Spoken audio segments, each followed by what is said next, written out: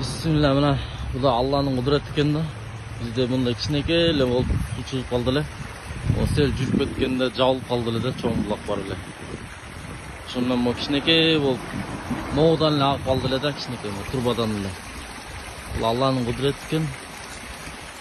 Түнкү саат 2-де ушундай болуп эле өзүнөн өзү эле эч ким чукпай, эч ким ачпай эле өзү эле чыгып калды да.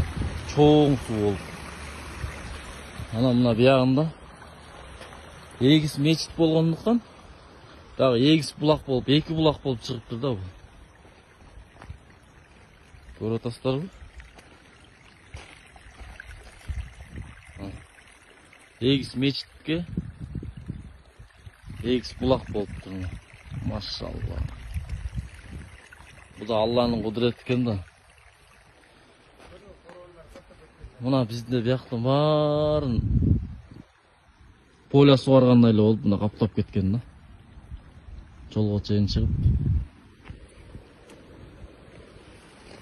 Биягыбызда болсо, биягыбызда стройка жүрүп атабыз. Биягыбызда туалет салып атабыз да, ажаткана. Элдер туалет жок, кыйналып кетти эле, мына туалет салып атабыз. Кудай буйрса бул 2-3 күндө бүтөт да, туалетибиз да.